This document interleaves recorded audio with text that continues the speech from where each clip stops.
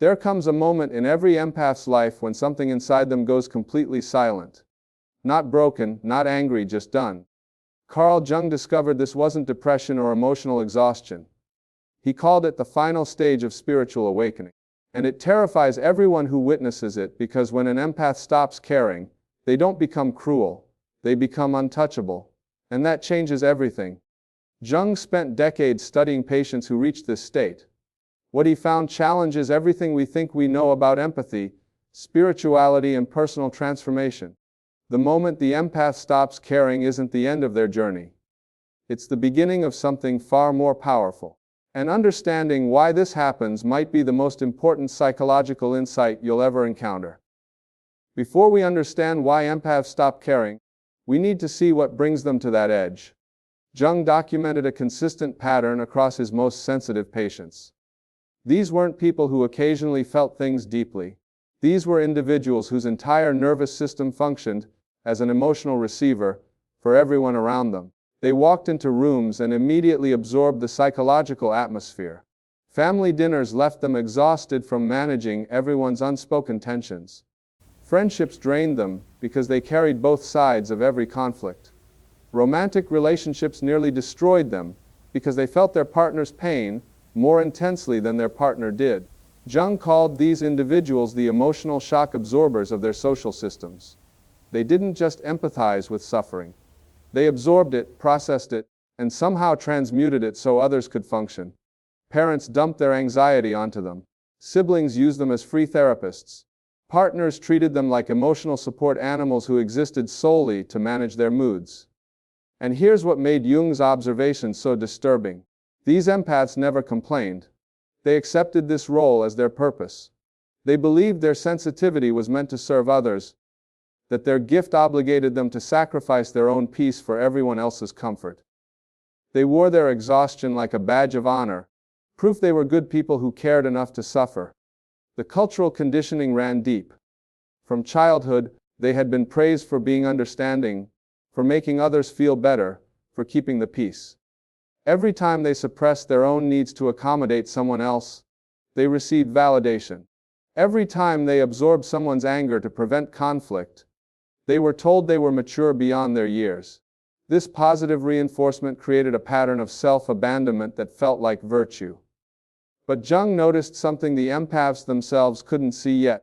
Behind their compassionate facade, their psyche was keeping records. Every manipulation, every betrayal, every moment someone took advantage of their kindness. The empath's unconscious mind wasn't just absorbing these experiences randomly.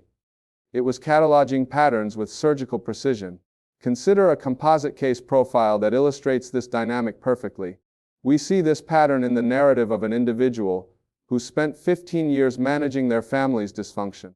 They knew exactly which words would trigger their mother's guilt trips. They understood the precise emotional sequence their father used to avoid accountability.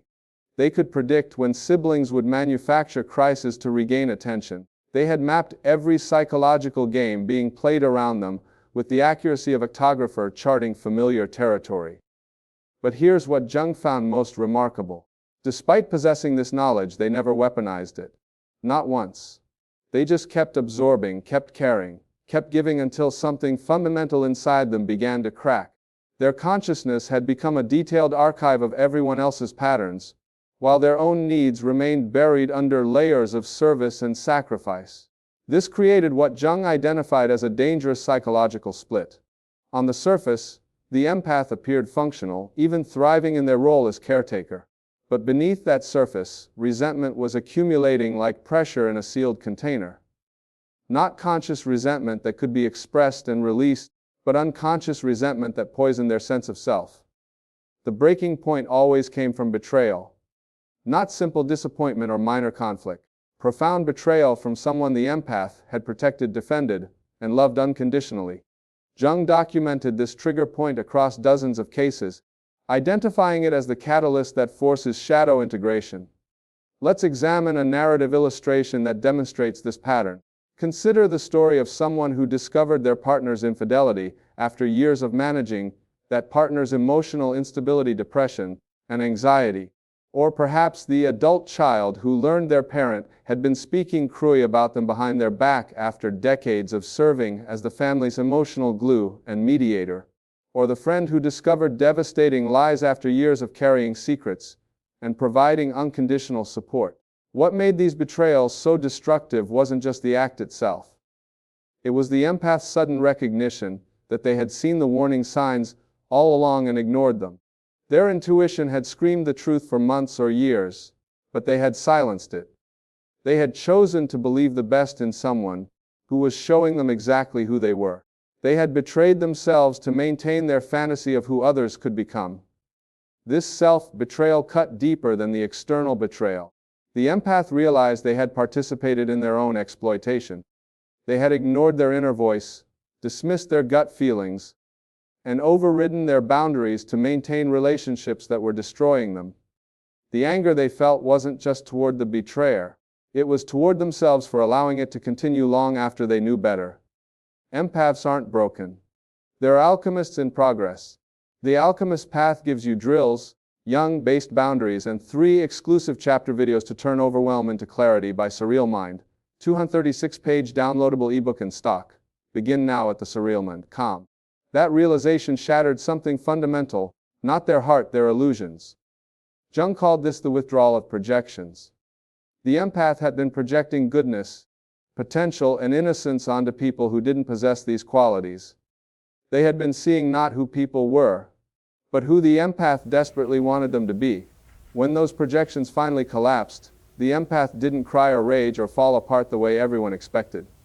Instead, something far more terrifying happened. They became quiet, unnaturally calm. Their eyes changed not with tears but with clarity. The fog lifted, and for the first time in their lives they saw reality without the distortion of their desperate hope. Jung described this moment as one of the most chilling psychological transformations he had ever witnessed in his clinical practice. The empath stopped performing emotional labor. They stopped managing other people's feelings. They stopped explaining, justifying, or apologizing for their own needs. They didn't announce these changes. They didn't make dramatic declarations. They simply stopped participating in the dysfunctional systems they had been holding together. Family members who had relied on them to mediate conflicts suddenly found themselves having to face each other directly. Partners who had used them as emotional crutches discovered they could no longer provoke the familiar reactions. Friends who had treated them as free therapists encountered boundaries where endless availability used to be. The empath had withdrawn their energy from the emotional economy that depended on their exploitation. And here's what made this transformation so disturbing to others. The empath wasn't angry. Anger would have been familiar, manageable, something others could work with or manipulate. They knew how to handle the empath's anger because it always dissolved back into forgiveness and resumed caretaking. This wasn't anger. This was complete indifference to the emotional games that used to control them. People around them tried everything to provoke the old crisis. They manufactured crisis. They played victim. They guilt-tripped and manipulated, but nothing worked. The empath had unplugged from the emotional matrix that once controlled them. They watched these attempts with detached curiosity, like a scientist observing predictable behavior in a laboratory setting. Jung identified this as the integration of the shadow. Every empath carries a shadow self they've been taught to deny. The part of them that's selfish, that prioritizes their own needs, that refuses to save people from themselves. Society had convinced them this shadow was evil, something to be suppressed and overcome. Religious teachings told them selflessness was virtue. Cultural narratives praised endless sacrifice. Family systems rewarded their self-abandonment. But Jung understood that this shadow wasn't evil. It was the empath's survival instinct. It was their psychological immune system trying to protect them from being consumed by others' dysfunction. When the betrayal finally forced them to integrate this shadow, they didn't become cruel. They became complete. The selfish shadow merged with the compassionate light, creating something society had never prepared for. An empath who could feel everything, but chose consciously where to direct that feeling. An empath who saw through manipulation, but no longer felt obligated to pretend they didn't. An empath who loved deeply, but only those who had earned access to that love through reciprocity and respect. This is what Jung meant by the final stage of spiritual awakening, not transcending the ego, but integrating all aspects of the self into conscious choice. The empath had spent their entire life caring for others at their own expense. Now they were learning to care for themselves with the same intensity they had once given away so freely. This wasn't selfishness. This was self-preservation, finally being honored as sacred. The shift in energy was immediate and unmistakable. Where the empath had once radiated warmth indiscriminately, they now emanated something more selective. Not coldness, but consciousness. They no longer leaked emotional energy to anyone who demanded it. Their presence felt different, grounded, impenetrable. They had become what Jung called selectively empathetic. This selectivity looked like boundaries to some and cruelty to others. The empath stopped responding to manipulative texts immediately. They let phone calls from energy vampires go to voicemail. They said no to requests that once would have guilted them into automatic yes. They stopped attending family gatherings that left them emotionally devastated. They ended friendships that had always been one-sided. They walked away from people they had spent years trying to save. But here's what outside observers missed. The empath hadn't stopped caring about these people. They had stopped caring about maintaining relationships that required them to betray themselves. They had stopped caring about being liked by people who had never truly valued them. They had stopped caring about keeping peace in systems built on their silent suffering. The empath finally understood a truth that Jung had tried to teach for decades. You can't love others well until you love yourself first. Not the shallow self-love of narcissism, but the deep self-respect that refuses to participate in your own destruction. This was the foundation that had always been missing from their relationships. In the workplace, this transformation manifested as professional boundaries that shocked colleagues. Consider a composite example based on strictly observed patterns in Jung's later writings. We see this dynamic clearly in workplace scenarios where the individual who used to absorb everyone's stress and manage office drama simply stopped. They completed their work excellently but no longer took on others' responsibilities. They attended meetings but no longer smoothed over conflicts that weren't theirs to fix. They remained pleasant but impenetrable to the emotional manipulations that used to derail them. Managers who had relied on them to do three people's jobs suddenly faced someone who worked their contracted hours and nothing more. Co-workers who had dumped their problems on them encountered polite redirection to appropriate resources. The office dynamic shifted because the empath had removed themselves from the role of universal emotional dumping ground. Productivity sometimes suffered initially because the system had been designed around their exploitation. In family systems, the changes were even more dramatic. Let's look at a narrative illustration of this pattern. The empath who had always hosted holidays, mediated feuds, and absorbed everyone's dysfunction stopped performing these functions. Not with announcements or confrontations. They simply became unavailable for the roles they had been unconsciously assigned since childhood. Parents who had treated them as emotional support discovered boundaries. Siblings who had exploited their generosity encountered limits. Extended family who had taken them for granted faced a version of the empath they didn't recognize. Someone who smiled politely but didn't engage with drama. Someone who loved from a distance rather than drowning in proximity. Someone who said that doesn't work for me without explanation or apology. The family often responded with shock and accusations. How could you be so selfish? What happened to you? You've changed. And the empath would simply nod because yes, they had changed. They had finally stopped setting themselves on fire to keep others warm. The most profound shift happened in romantic relationships. Empaths who reached this stage either transformed their partnerships completely or ended them without the usual agony. Partners who had relied on the empath's endless forgiveness suddenly faced accountability. Behaviors that had been tolerated for years were no longer acceptable. The empath stopped explaining why certain things hurt them. They simply removed themselves from situations that violated their peace. Some partners rose to meet this new version of the empath. They recognized they had been taking advantage of someone extraordinary and chose to become worthy of that person. These relationships evolved into something healthier, more balanced, built on mutual respect rather than one-sided emotional labor. The partnership transformed from parent-child dynamics to two sovereign adults choosing each other. Other partners couldn't adapt. They missed the version of the empath who absorbed their dysfunction, managed their emotions, and asked for nothing in return. When they tried old manipulation tactics and found them ineffective, they often left, searching for a new empath to exploit. And the awakened empath let them go without the usual pain, recognizing the departure as protection rather than loss. Jung observed that this indifference caused panic in the empath's social circle, not because the empath became mean or vindictive, but because their absence revealed how much dysfunction they had been concealing.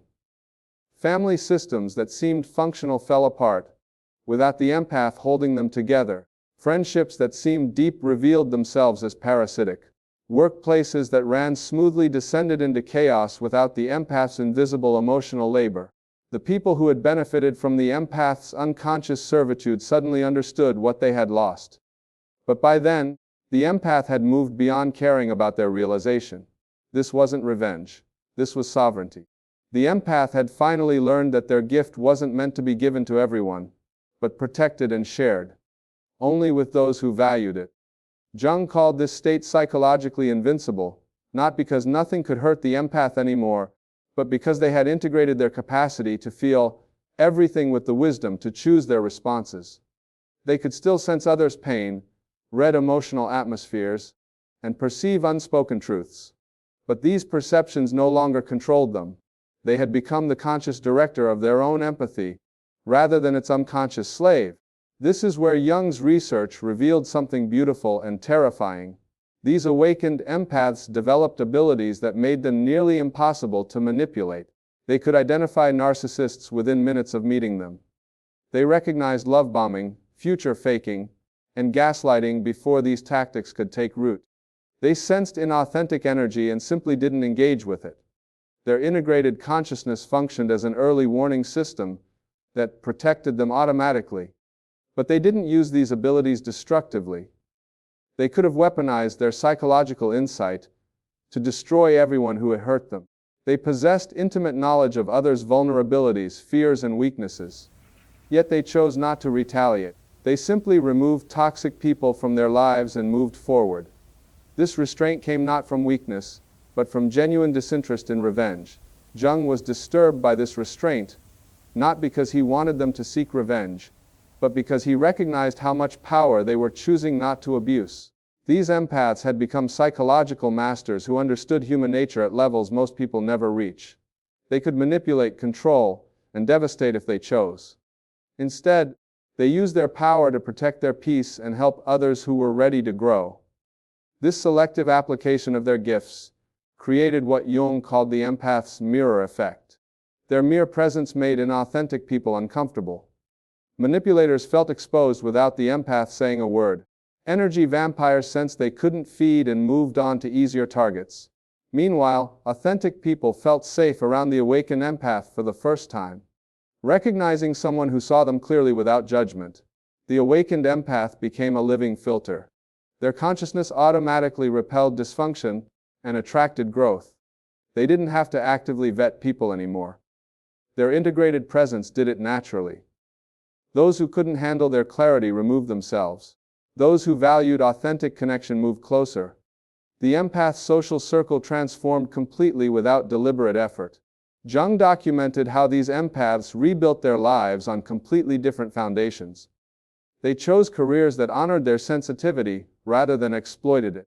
Some became therapists who could hold space without absorbing clients' pain. Others became artists who channeled their perception into creation. Many found work that allowed solitude and autonomy, protecting their energy from constant depletion. They created friend groups based on reciprocity rather than rescue dynamics. Every relationship became a conscious choice rather than an unconscious obligation. They entered romantic relationships as whole people rather than as fixers or saviors. They chose partners who valued their peace as much as they did, who understood that love doesn't require suffering. Everything changed because they had finally learned to value themselves as much as they valued others. Their homes became sanctuaries instead of open hospitals.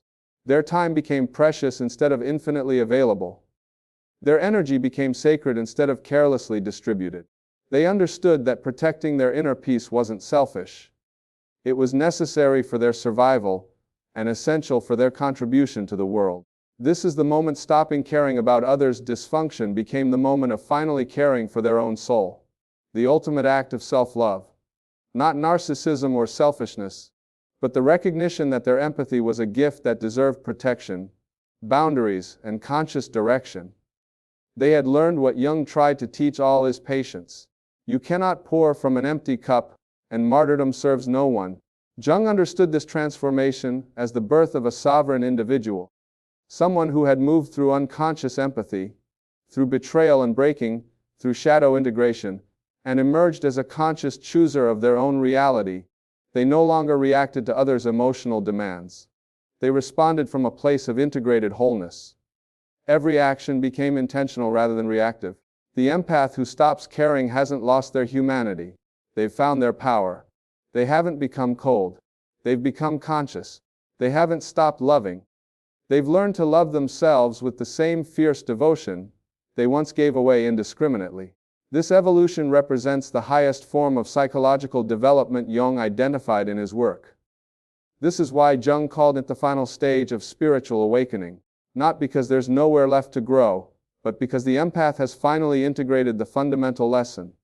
Their sensitivity is sacred, their energy is valuable, their peace is non-negotiable, and anyone who cannot respect these truths has no place in their life. This isn't cruelty. This is clarity. The awakened empath becomes what society desperately needs but rarely deserves. Someone who can feel deeply without losing themselves. Someone who can love powerfully without enabling dysfunction. Someone who can see clearly without becoming cynical.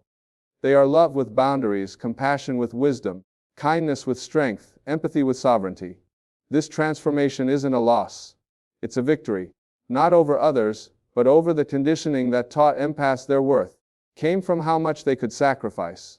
The empath who stops caring about maintaining peace in toxic systems has started caring about cultivating peace in their own soul. They've rejected the false narrative that goodness requires suffering and that love demands self-abandonment. If you have reached this stage of indifference to dysfunction, if you recognize yourself in this awakening, comment, "I am done" below. Not because you're giving up, but because you're finally choosing yourself. Like this video if Jung's insights resonated with your journey. Subscribe for more explorations of psychological transformation that society doesn't want to acknowledge, but desperately needs to understand. The moment the empath stops, caring isn't the end of their story. It's the beginning of their sovereignty, and that's exactly what the world needs more of. Not empaths who sacrifice themselves endlessly, but empaths who have learned to wield their gifts consciously, powerfully, and selectively. Welcome to your awakening. You've earned this transformation through every moment you suffered in silence, and now you're finally free. In the alchemist path, perception training for empaths, you'll turn overwhelm into wisdom with practical drills. Jung inspired boundaries and step-by-step perception training.